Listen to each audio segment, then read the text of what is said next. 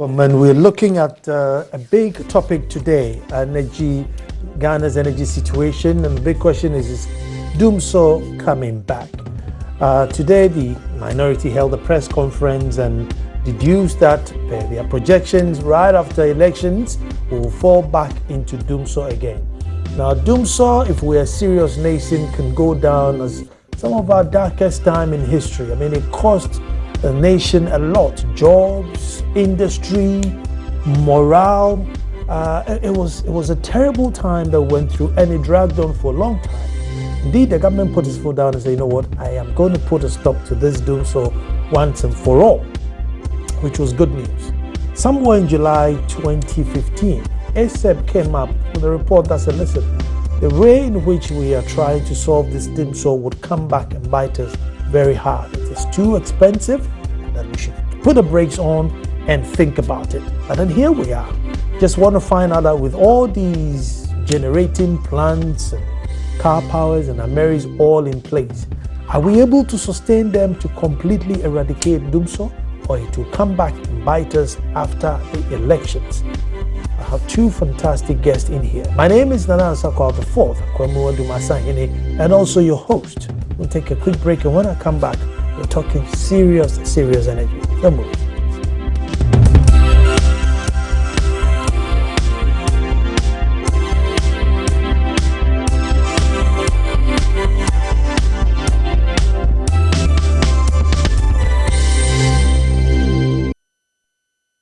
There is increased uncertainty about the future stability of power supply under the NDC government. And many businesses and residential consumers of electricity are justifiably afraid that Dumsor will come back if the NDC is retained in power, as it has not demonstrated any measure of control in addressing the challenges. This view is further justified by information available to us that there will be a resumption of load shedding immediately after the elections are over. For example, gas supply from Nigeria stopped since June this year and may not be resumed soon due to government's failure to pay outstanding debts in excess of $160 million US. Gas supply from Jubilee Fields will also stop as the FPSO is expected to shut down for repairs for a period between 3 to 6 months. Therefore, with these developments, Asogli and Ameri will not be able to generate power. Also, the temporary stability in power supply has been anchored on imports of an average of 150 megawatts, mainly hydropower from Côte d'Ivoire, but this will not be available when the dry season sets in, especially as demand for power is fast increasing under the able President Alassane Ouattara due to good economic performance and higher economic growth. We are therefore estimating that Ghana will experience up to 700 megawatts of power shortage early next year, which may be dragged lower as Akosombo is being overdrafted in spite of the low water levels. The direct consequence of this is load shedding. The situation is bound to get worse because of a dangerous agreement the Mahama government is seeking to secure with China. We can disclose that the Mahama cabinet has recently given approval to a proposal which they hope will entice the China Development Bank to reactivating the remaining 2 billion of the 3 billion Chinese loans which the Chinese discontinued after disbursing 1 billion to it. In the original Master Facility Agreement, Ghana committed to supplying as collateral security 13,000 barrels of crude per day up to 2027 to service the CBDB facility. The Chinese eventually considered this to be insufficient because of the slump in oil prices refusing to release the remaining tranche. According to the new offer to CDB, the Mahama government is proposing to export to the Chinese all the natural gas liquids to be processed by Ghana Gas Processing Plant at Atuabo from 2018, estimated at the value of 1.5 billion. Well, at least that sets the premises for the conversation. But it gets so confusing if you're a layman, as to who is, actually telling you the absolute truth. So what I've tried to get in here are people who are in the industry to see how much we can get out of them, so we can, by the end of the show, we'll know whether we'll be in Dumsor or we're not going to be in Dumsor. Sitting right next to me is Dr. Ishmael Aka, Head of Policy Unit at ASEP, and they deal with energy. Doc, you're welcome. Thank you. And then Kojo Poku, Maria Hines' brother. Kojo, you're welcome. Kojo is an energy expert, lives and breathes crude oils and all these big plants and everything, understands all that goes on in there. Kojo, let me start with you with your preliminary comments on the press conference today. Factual level, was it a little bit blown out of proportion? Or well, you see, when you are stating the facts, fact is the fact. And I think what the Honorable Jagon tend to do was to state the fact. To me, the issue is whether the situation on the ground will be with us for the next year, or if there be a change in power, that would automatically disappear. The truth of the matter is that it's not going to automatically disappear. The situation on the ground it's what it is, okay?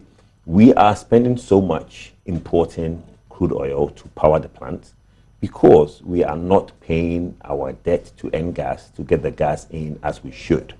We are spending something like $30 million every 4 months, bringing in 600,000 barrels of crude oil. Now, that works out to be 90 million a year. What is our debt to N-Gas? So if we can afford to have $90 million a year, for so far we've run half of the year or almost the whole year on light crude oil. Because crude oil is below $50, so we can afford to play with those figures a little bit. But then in the near future, when the crude oil rises up above $50 to $60, then it becomes a problem.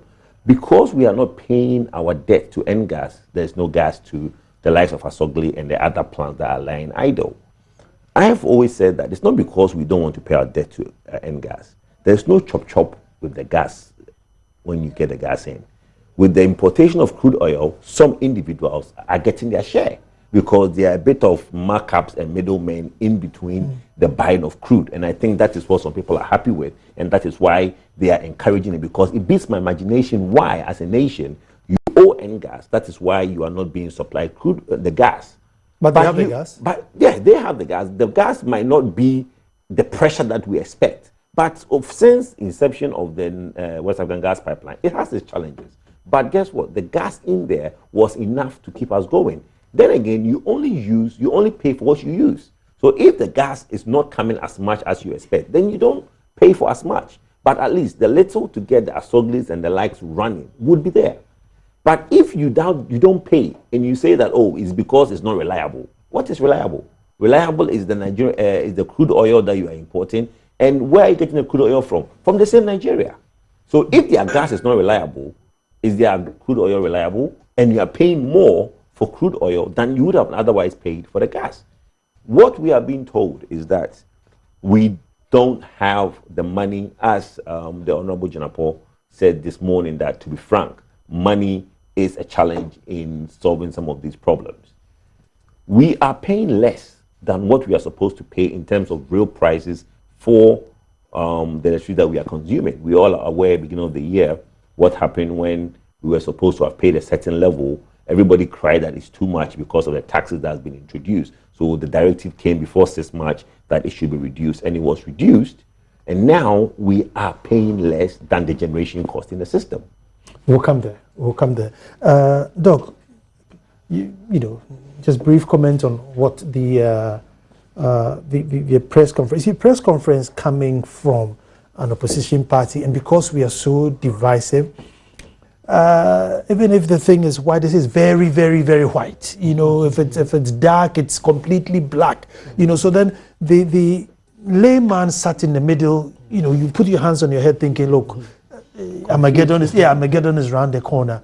So, well, I think that we have a challenge, and our power situation is like an eggshell.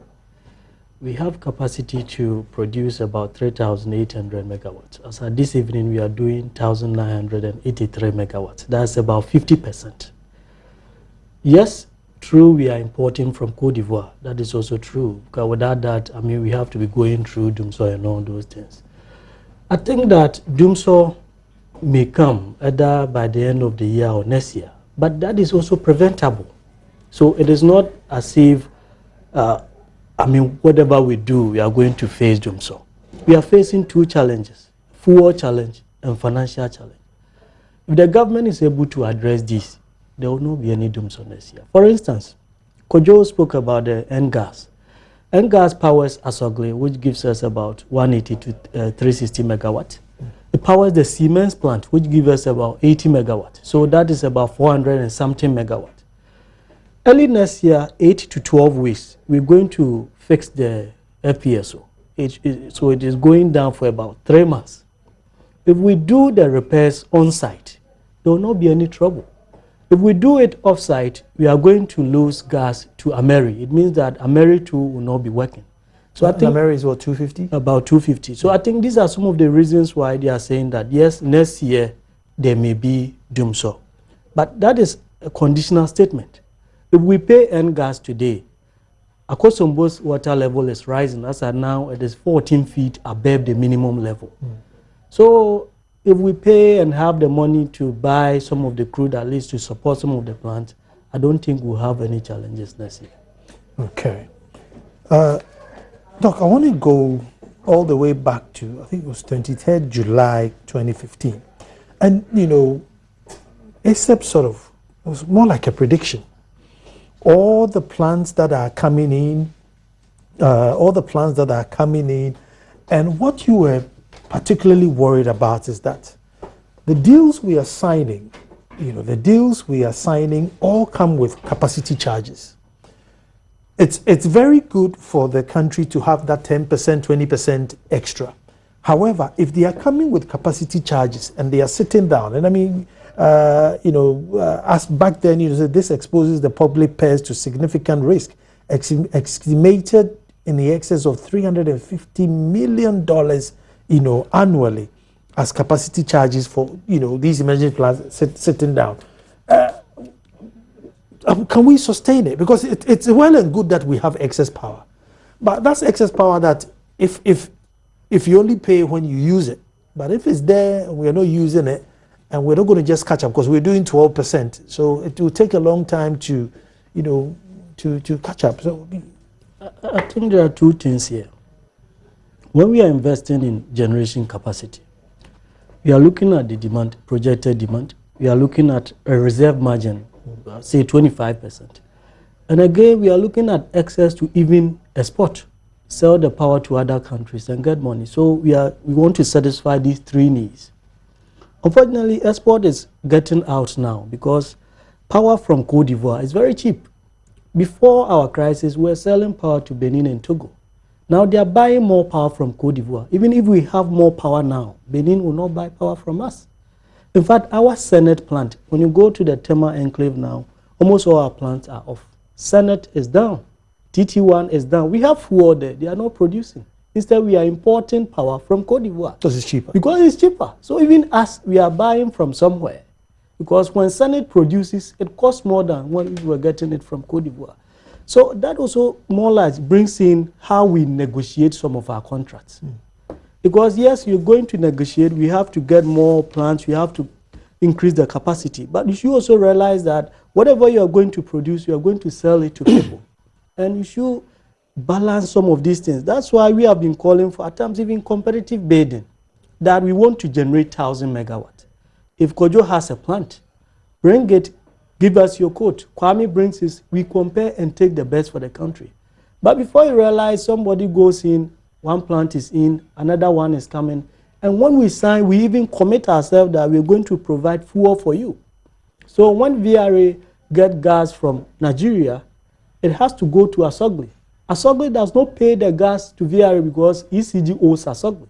So VRA is not having money, one, to buy fuel.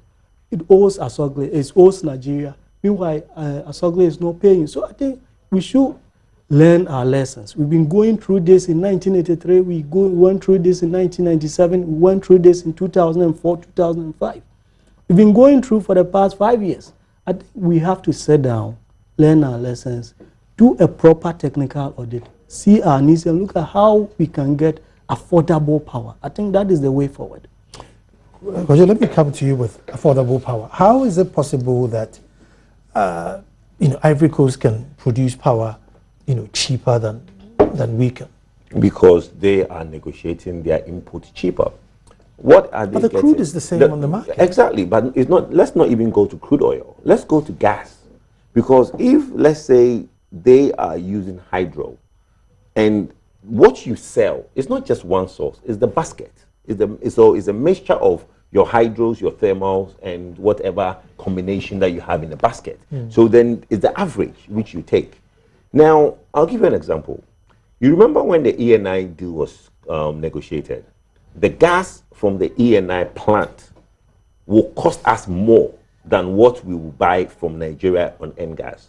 How does that make sense? We are going to have gas from the 10 project, and the gas that we as a country are going to buy, our own gas, is more expensive than the gas that is coming from Nigeria. So then, the end of the day, when you use that gas to now build your generation plants and calculate your generation cost, it's going to be higher.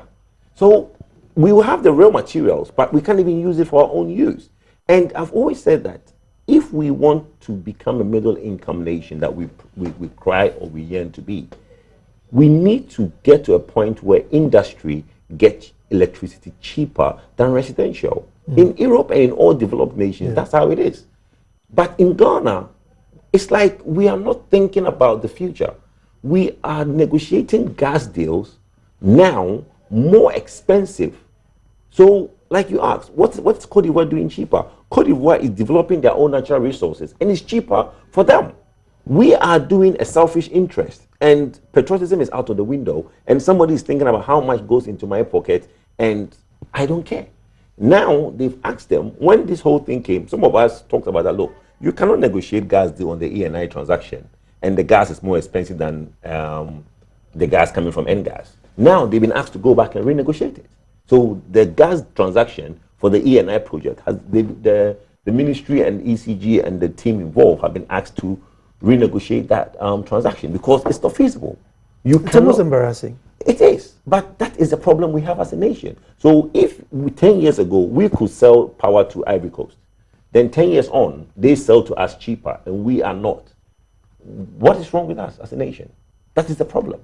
Because the inputs, crude oil, like my brother said, if we are going to use the dual combustion plants, who can now use LCO, which is a light crude oil, when they burn around 28, 30 cents.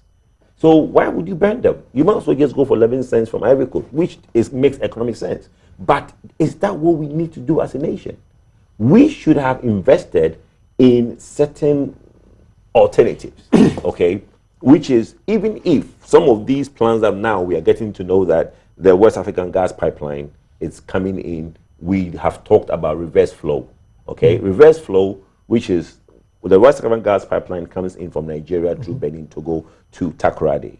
The gas that we are producing in Atuabo, if we have done the reverse flow when the politicians talked about it and not just a policy talk, we would have now been able to now pipe the gas back to the Tema enclave so that we would not have a whole area like Tema sitting there without gas, and we have gas in abundance in Atuabo. Then we are now piping to the Western. Have you seen that project? Yeah. We are building a pipeline from Takoradi all the way to the Pristia area, through the Ankobra River in that forest, through Tumatum. And I'm asking myself, who is doing this? I went to my site and we saw the Chinese in there busy laying the pipes. Where is the gas? And you are sending a pipe and gas to Pristia. Maybe in the long term, when we've been able to solve some of the problems that we have, immediate problems, that project seems feasible. But which gas are you going to send to Pristia when you have a whole enclave in Tema that doesn't have gas? So it's a problem of planning. And secondly, that's what the Ivory Coast have gotten right. They planned well, and look at, they just came out of war, and within a few years, they've now gotten back their economics right. Recently, some of the sad things that I've been hearing on the news and looking at TV is that most politicians will sit on TV and say, oh, we don't know anything about economics. We don't know about economics. We don't understand economics. We don't want to pretend we don't have economics. What we know is that we've done asphalt for you. What we know is that we'll build school. All those infrastructure is a benefit of good economics. If as a government you don't get economics right, forget infrastructure. Because what are you building infrastructure with? It's money. How do you make money? You make money by getting your fiscal policies right. So in the long run, you are taxing us more and taking money from us that we don't have as a nation. And that is what is happening. So if you are going to not plan well and don't understand economics, then you're going to end up having to buy your electricity from Cote d'Ivoire, who 10 years ago you used to now supply. Doc, yes. I was channel hopping this evening, so I was listening to City Eyewitness News, and Richie Sky was interviewing John Jinapo, Deputy Minister. Mm-hmm. Number one, he wasn't clear or didn't want to come that he was taking electricity from Ivory Coast as at now that we're speaking. Just says, oh, every now and then we take, energy from them. We give and take. Yes. But one thing that he was categorical about was an issue that came up in the press conference today, that we were more, this Chinese loan that, 1 billion came in. We finished that Wabuga, so there's still 2 billion there, which we're still paying interest for just not, going to get it. And the press conference says that we're mortgaging, 1.5 billion worth of our future gas to go and get this. John Yinabo denied categorically that there was absolutely nothing like that. On Joy FM, Tekwe said, the agreement wasn't set, but there was a team in place negotiating for the agreement. I mean, as a layman, I felt very disrespected. Honestly, I really felt hurt and disrespected that, I'm driving in traffic, trying to monitor what's coming to my country. Energy Minister is saying that, look, there's nothing like that. Categorically, well, nothing. The two energy ministers, you should say, because the deputy is saying there isn't, and the substantive minister. Well, yeah. Yes, because he's a substantive energy minister. Also, being interviewed by, Joy FM, Jifa Bampu says, they haven't done the agreement yet, but there's a team in place, negotiating to see if it goes through. I mean, I don't know, what do we, which is which? Okay. Well, let me take the import first, then I'll come to this one. Yes, I mean, Akosombo's water level is rising, as I said. So during off-peak, we normally own 3 turbines. And because the water level is rising, the 3 turbines gives us about 450 megawatts. Off-peak time, we import 180 to 200 megawatts of power from Cote d'Ivoire. And we've been doing this since May, so it's not something new. And we've not been given any power back over that period. We always import from them. During peak time, like now, they own 4 turbines at Akosombo, so we get about 600 megawatts. And we also does 3 turbines, so that is excess of about 330 megawatts. So we import less.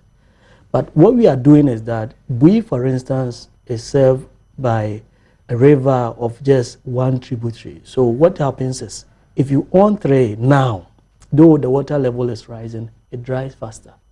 So even authority, people are arguing against owning all the 3. But I mean, because of the season we are in, we have to own it, probably destroy the dam. On the issue of the mortgage, I think when we had oil, we wanted this loan from China. And the oil was mortgaged. Later, the Petroleum Revenue Management Law was amended in 2015, and we're even told there's a provision that you cannot take a loan and use the oil reserve as a mortgage. So I'm not surprised. I've also heard that now, instead of the oil, we are moving to gas, to use the gas to take the excess, because the Chinese, they've not given us about 3 billion, right? Yeah. They've not given us everything. So the rest, we have to give in something to take that. And I think that is why we may consider the gas. But I think it's a wrong economics. I mean, it's something we shouldn't do. If we've not done it, we shouldn't do it. Well, I mean, they will tell you they don't know anything about economics, you know, and this statement, as it's sad, you know. You hear deputy ministers and everybody on this, oh, we don't want to pretend we know economics. For what we know and what people see. No, I just thought it's not fair, you know, for a national asset like that to have a minister and a deputy minister, you know, on big platforms giving out totally different information. I found, as I said, this is not a first time. I mean, Ghana gas issues. Yes. There are times here, Ghana gas FPSO is down. Chief executive will come out, it's not down. A minister will say it is down, and so many. I mean, most of the times I even go to, if it comes to the FPSOs, I go to Tulo website. Okay, the Tulo website, because they have a reporting obligation to the shareholders and the stock markets.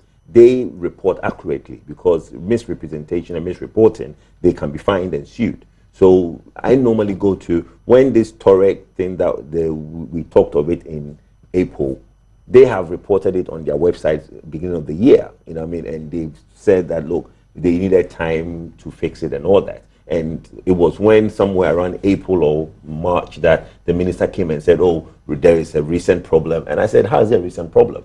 Tulo on their website have talked about this thing beginning of the year, so it's nothing recent. What I think journalists sometimes should also do, like the good thing they did today, is that they called the two ministers. Some journalists would have taken Honorable Jinapo's word and not further pushed it down the line and go and ask Honorable Setekwe. Then you only have one-sided opinion. Then the communicators will jump on from what Honorable Jinapo has said, and if anybody says otherwise, it becomes he say or she say. But like you rightfully said, it's embarrassing, okay? We have not learned our lesson from what the Chinese have taken us through when it comes to the 1 billion or so that we're trying to get initially. What we got, the only money we got was for the Atuabo gas. The rest didn't come because there were huge projects. They wanted to do all of them under that umbrella, and all the ministries were asked to go and do a presentation at that time at the castle so that everybody will now get that part of the cake. That money didn't come. It's a shame that because of the way we look at everything through political lens. But I remember Imani coming in and writing that, listen, we haven't done enough feasibility studies on the other projects, and the Chinese will not give you money based on these reports. I mean, if you want to build a railway, you must prove that the railway is going to, give you some economic returns. To bring some economic returns. I'll give an example. After when B was ongoing, the next project that they thought was going to take off immediately was the Heman project, which is on the Pra. Okay. Now you would have thought that when the Chinese were building the Sino Hydro was building the Butte, the government would have committed funds to do the feasibility studies on the Heman. Up to today, it's not done. Okay, and Heman has a potential to do about 180 megawatts of hydro, because that is on the lower Pra and is quite substantive, but it's not been done. Let me just take one message, go for a break, and then come out, catch up with the messages coming in. This one says, so does the government think Ghanaians are fools or what? They are not telling us that they are now buying power from Cote d'Ivoire. All that they are telling us is that they have fixed the power problem, so no more Dumsor. From Ofori Boating, Daniel Ofori Boating. We'll take a quick break. When we come back, we just want to find out what the power situation is. Well, let me catch up with some of your messages. As I said, we are looking at if Dumsor is going to come back or not. With me in the studio is Dr. Ishmael Aka, Head of Policy, You need an ASAP, and Kojo Poku, who is an energy analyst. Well, let me, specialist, I think. Let me catch up with your messages. The NPP today gave another reason why Akufo-Addo would never lead a sovereign nation like ours. I'm so happy they admit John Mahama has fixed the challenge, but they are pretending doom going into the future, as always, due to their personal parochial interests. In fact, those reasons given can best be described as frivolous, extremely populist, and so risible lies. Can't get Akufo-Addo to the presidency, never. From Berima Kubaji in Jene. He goes on further to say, you have been very unfair to John Jinapo because I listened to him too, so it's unfortunate. Are you saying I'm lying? I hope that's not what you're saying. He was emphatic. He was emphatic that there was no deal, and that he's when the person said he listened to, what did he hear, or what did she hear? Hopefully, Berima, if you send a message to see what you heard, and then I'll read it out. But I'm telling you exactly what I heard, and that's why I'm saying I was very disappointed, because he was emphatic that he's a member, he's a privilege to be in cabinet, and everything just is news to him. To him, it's news. It is absolutely news to him. There's no formal communication, nothing, and that if there was any such thing, there would have been a formal. Well, you wouldn't put it on this platform if you are not 100% sure what you're saying. Obviously. When then Setekpe on Joy saying that no, there's a team in place negotiating. The deal hasn't been signed, but there's a team in place, out there trying to negotiate the deal. Right. So I'm surprised. The good thing about TV and radio, there's always a recording. Yeah, so if you want to, there's always a recording. It can be played back to you, and you would not hear yourself talk. Let me take this one, if it will open. Good evening, Nana, to you and your guest. Tell the government that they can't play with the economy. It will expose them. From Emos in Takrade. Emos, I just read your message.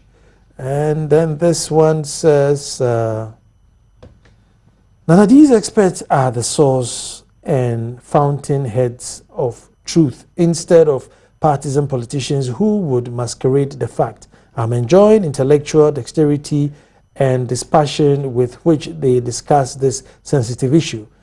But opposition should also tell us how they intend to deal with it in case the return of Dumsor, are you assuming just in case they are in power, how would they solve it? That's a big question. Nana, that's what we get when propagandists are appointed as ministers to run such critical sectors of our country.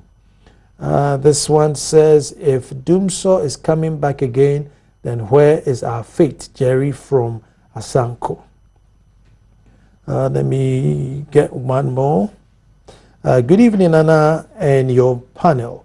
What the NPP failed to do in their press conference is what they are going to do different to stop this from happening, where they are going to get over $160 million to pay the said debt just after elections.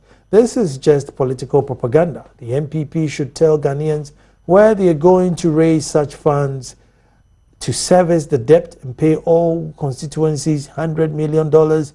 And Ghana has grown past this cheap politics. This is Ibrahim in Nalerigu. Ishmael, the government owes the bigger chunk, and then we have this 30% that leaks into nowhere, every energy supplied and everything.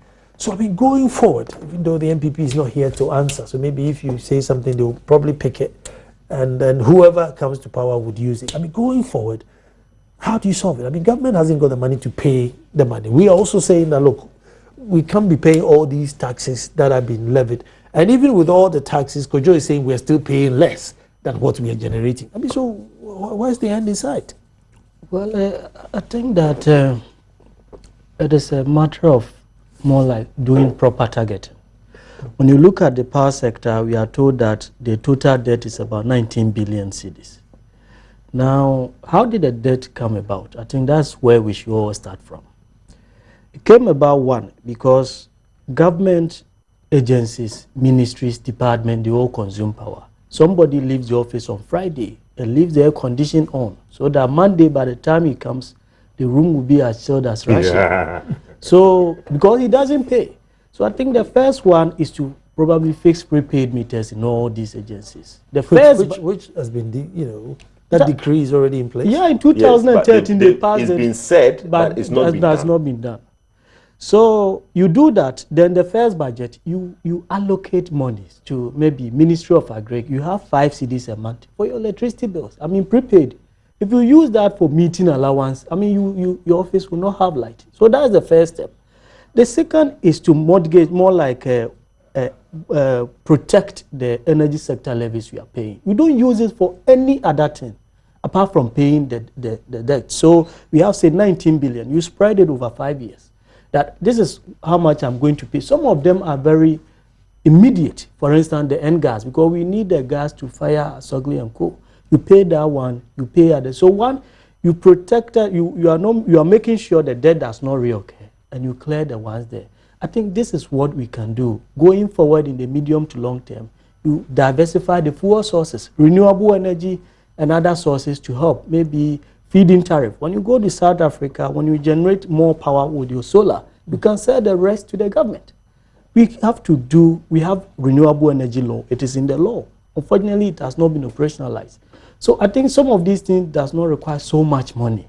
It's something we can do. And I think basic steps, we can start this way before we start talking about the big ones. Kojo, probably an unfair question, but let me try and ask you. I mean, should the energy sector be taken and given to some independent body to just look, you guys go and look after this? No, so it should be given to people who are not scared of losing election. Look. Well, so if it's given to a body who, whether you came to power or he came to power, you're guaranteed because if that was the case, the tariffs that we were paying when all the increment were done, the 15th December increment and the 1st January increment, when initially we all came and said, look, it's a bit harsh. Mm-hmm. The 15th December increment, all of us said, look, it was necessary because we don't need to have under-recovery in the energy sector. Mm-hmm. But the 1st January increment, we said it was snowballed and sneaked in. Nobody was aware. That was unfair. Mm. But less that, it was okay. When the politicians went on their thank you tours and their constituencies and realized that Ghanaians were just saying that, look, if you don't reduce this, you are going to lose the election. That is when that directive for, we go back to what it was before for 6 months. And let's not forget, the directive was that let's reduce it to what it was before for 6 months. 6 months from that time till the end of the year, then we are back to the situation. We are now having some of these challenges that Doctor is talking about, under-recovery in the system. And the under-recovery is not only not the agencies, the SOEs and the MDAs not paying their bills. We are now having serious under-recovery because what me and you are paying for now is not what is being generated. The generation cost, not even the margins for ECG and the other companies to come on top, just the generation cost. If you are to compare how much the generation cost is and how much we are paying for electricity now, we are paying less than we are generating. So more or less, government is basically having to find the money to make up the difference. So that is a challenge. Unless we find a situation whereby someone does not have to fear the loss of election and the person will do the right thing and say, look, this is how much it's going to cost you for electricity, I'm not going to reduce it, then we are good. But until that is done. So at the moment, what are we doing? About 19 cents? At the moment, what are we doing in terms of what? Generation cost to us. The average generation cost in Ghana? Average generation cost, depending who is generating. If it's Asogli generation, Asogli is 10 cents.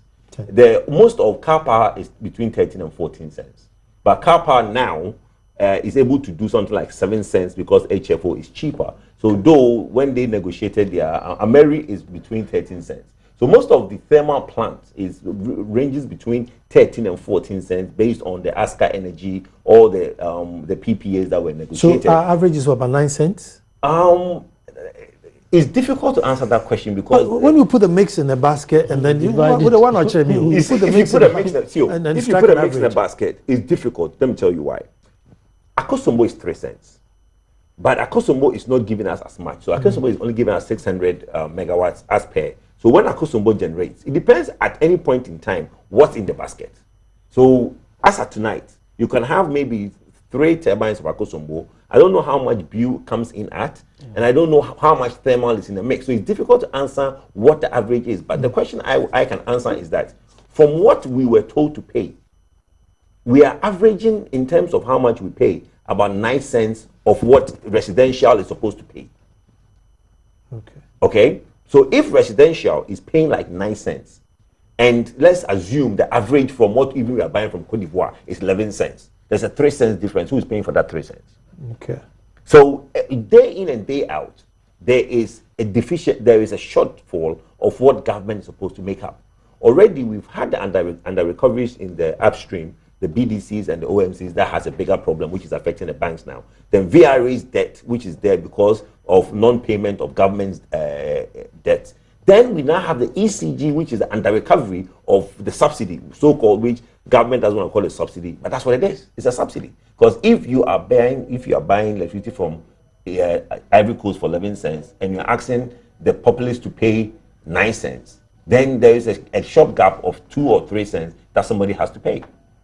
So, Doc, yes. I was going to go to message, but let me. So, well, in theory, we just need to produce the electricity cheaper. We have to find a way of producing it cheaper, or let the people pay more. Yeah, that is one, that is one means. I think another is also making sure we all pay.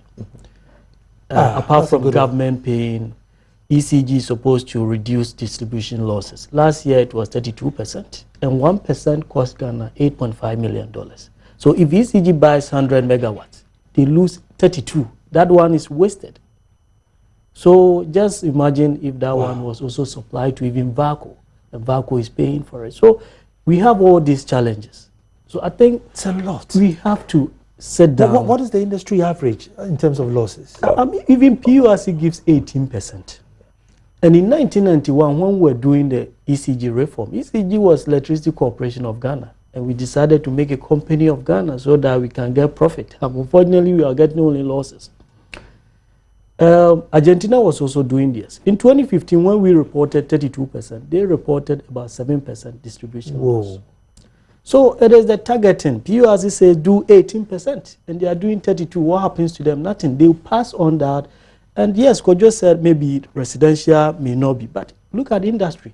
Apart from all what they pay 17% additional VAT on their electricity bills. It doesn't happen anywhere in the world. So there's more like a cross subsidy. Industry paying more, like I said, twice. So they pay for us to watch TV. Yes. That is it.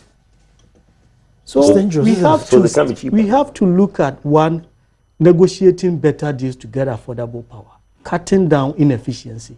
And I think when we solve some of these things, power may be cheaper.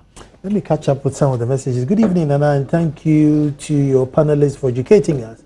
Even as a layman, I never understood why government took power from my workplace and gave me power at home in the name of power rationing.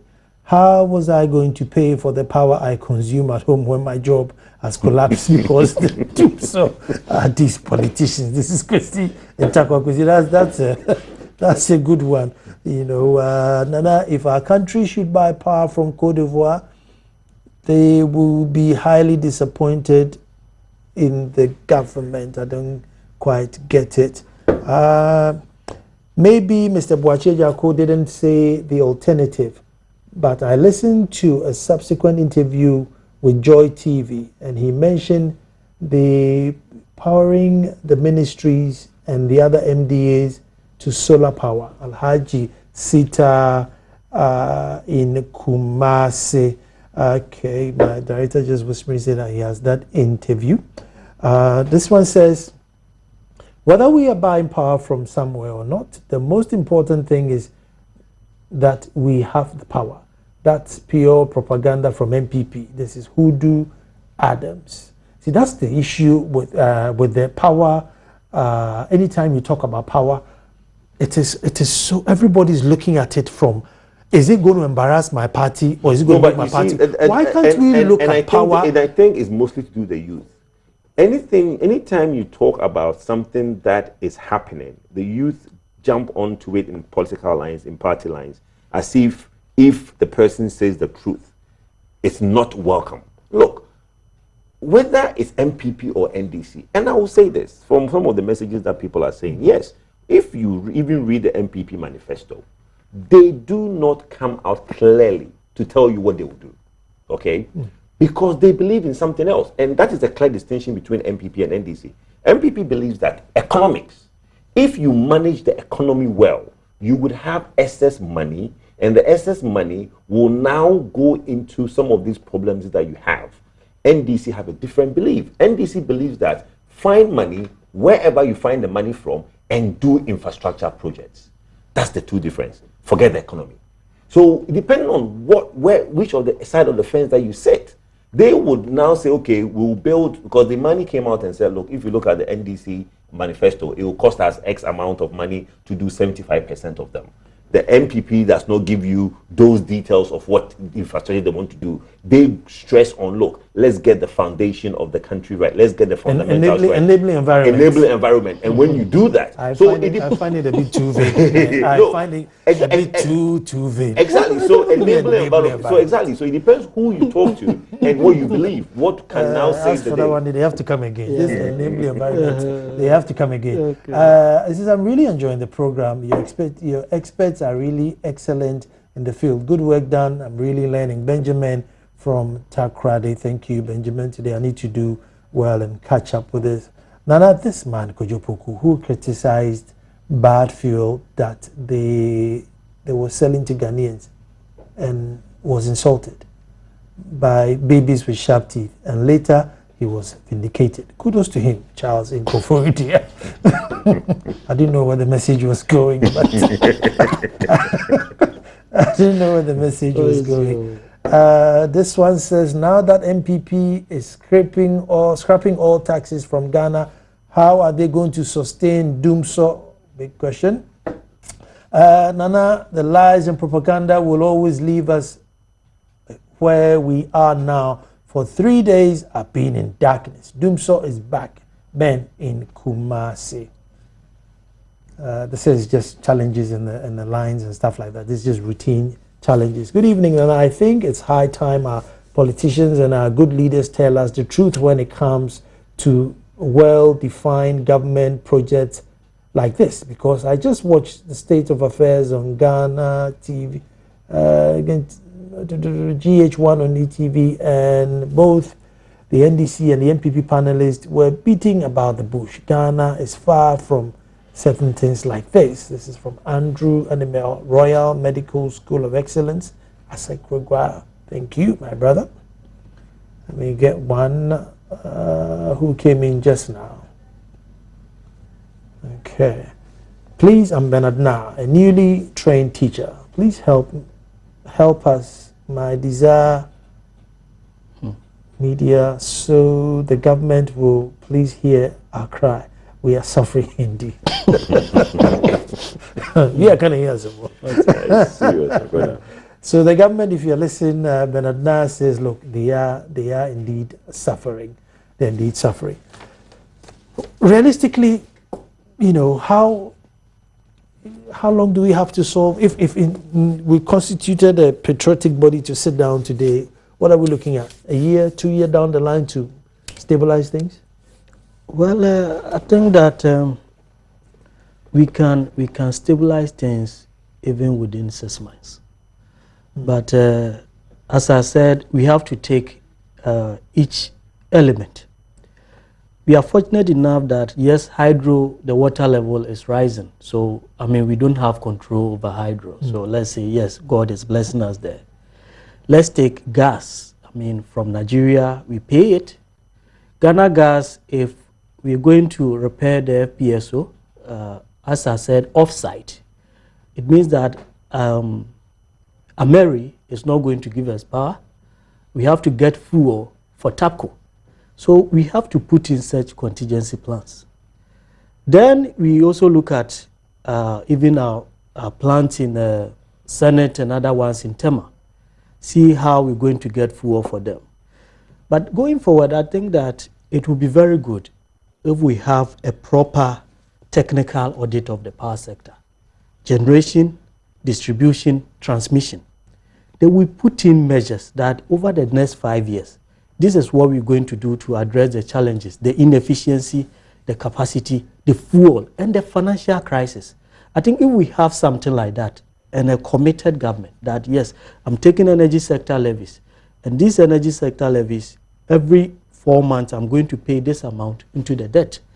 Generation, this is what we are going to do. Now, private sector, it should be by competitive bidding. When you are coming in, so many of you come, we negotiate and get a better deal. Transmission, we are doing expansion. And you find your own fuel? You find your own, that is where we have to go to. You find your own fuel. In fact, we should not, if I hear the government has signed another deal that Ghana is going to get fuel for that, I'll be very disappointed. Wow.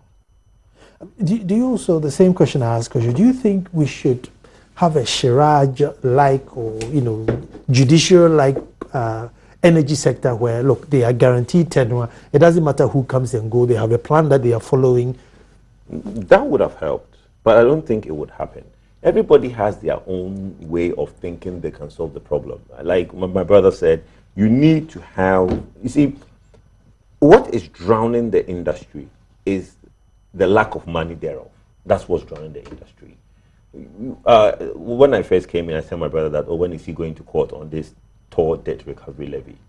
Look, from day one and time immemorial, we hear of government ring fencing the toll debt. But even though it's been ring fenced, that debt still rising. It means that nothing is being done to stop the bleeding. Okay, you cannot, the first law in resuscitating somebody who is bleeding is to stop the bleeding. Then you now fix the wound. We are not stopping the bleeding. So even with the energy, the tariffs and all the debts that we keep saying that we owe, every month it's increasing, because as I speak to you, Burma Camp is not paying their electricity bill. The police is not paying the electricity bill. Prisons is not paying the electricity bill. Wow. And it is keep piling up. So last year, the debt was at a certain point. The following year, it now goes incremental. If you want to fix the problem, ring fence it. Say, look, I have said this on this platform. We could bond that amount, and it's something in the works. What stops that bond process is the review of the tariffs downwards. Because when the prices were reviewed to a certain level, then the bond market look attractive, because they know that, okay, if you are paying this amount, then if we are to give you the money, you can pay back. Right. But when the review came, the bond market now looked and said, look, that means as a government, you can now be shaken by your populace, and you will review the policies again. So that now went through the window. So first, we need to ring fence it. Make sure we are not adding on to it. Like what I said, put in measures to make sure the so-called metering of MDAs, ministry, department, and agencies, the police, the prisons, the Burma camps, put on the prepaid meters. What are we scared of? Well, this one says, Nana, I listen to Eyewitness News daily. Not only did Jinapor say there wasn't a deal, but Sky dared him if such a deal exists, yet he flatly denied it. However, Sky read snaps of the deal in the same program just before business version of the news. Now, one advice I have is this. One advice I have is things like this are very irritating, and bit by bit we can have a snowball in this country. They should ask those countries in turmoil today, is as a result of wicked and unpatriotic politicians like the current crop of our so-called selfish politicians we have in Ghana. He didn't have your name. So you see, it was true. I listened to it, and the reason why, I was wondering, why the NPP would do a press conference and blatantly lie, because the minister had said, look, such a thing didn't exist, and then the minister comes and says, oh, it's in the pipeline, we're negotiating it. Honestly, the thing is that, these politicians are friends. I mean, in the cafeteria of parliament and in the lobbies of parliament, they are friends. So they do share information among themselves. And if such a deal is there, I'm sure the parliamentarians have been sensitized, because eventually it's going to come to parliament. So I think that is the sensitization problem that is going on. That's how somebody has informed them that, look, such a thing exists. But this one says, Nana, are you really sure we need abundant resources Is that important? I think what we need more is good leaders. Well, thank you very much. That was from Kwame in Tepa. Well, Kojo, thank you very much. Dr. Ishmael, thank you very much. And I think it's been quite educative. People have now understood what's going on regarding what the politicians are saying. This is what is happening in the power sector. Let us stop the bleeding after we find some antibiotics to heal the wounds. But the number you want is 024-366-2001. 024-366-2001. That's for Tantis Fashions. They make my shirts for the show and make male and female. Give them a call just by Nyao Clinic, and order your shirts from them. Thank you very much, gentlemen. Thank you. Tomorrow we'll be back to do this all over again. Thank you for watching.